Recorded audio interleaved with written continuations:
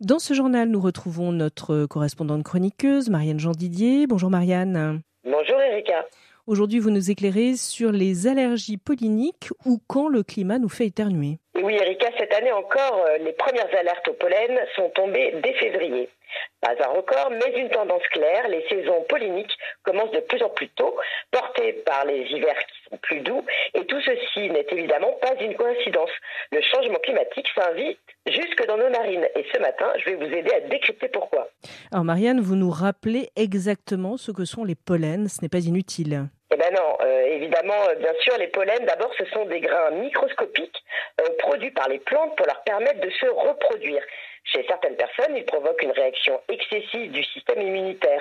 Cela donne donc la rhinite allergique, avec des éternuements, les yeux rouges, la gorge irritée, ou dans des cas plus sérieux, de l'asthme allergique.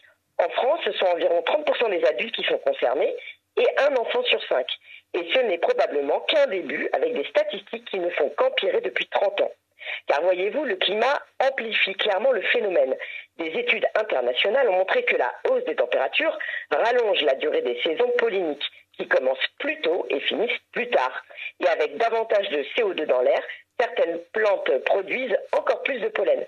En Charente, les principaux pollens allergisants viennent des graminées qui sont omniprésents dans nos campagnes.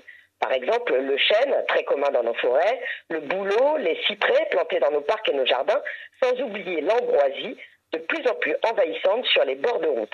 Et à cela s'ajoute la pollution de l'air qui renforce la sévérité des réactions allergiques en modifiant parfois la structure des grains de pollen eux-mêmes. Alors Marianne, la question qu'on peut se poser évidemment, c'est que faire face à cela ? Et oui, et Erika, il existe des gestes simples pour limiter l'exposition. Par exemple, éviter de faire sécher son linge dehors. Se laver les cheveux le soir, aérer la maison aux heures creuses. Mais attention aux fausses solutions. Par exemple, planter plus d'arbres en ville. Alors oui, évidemment, ça peut être une solution, mais attention, pas n'importe lesquelles. Certaines espèces aggravent nettement les allergies. Enfin, rappelons une chose essentielle, s'adapter ne suffira pas si on ne réduit pas le réchauffement climatique lui-même, qui est l'une des causes de ce phénomène. Donc vous l'aurez compris, le rhume des foins n'est plus une simple affaire de mouchoir. C'est un signal d'alarme climatique. Le meilleur moyen de s'en protéger, évidemment, c'est réduire nos émissions.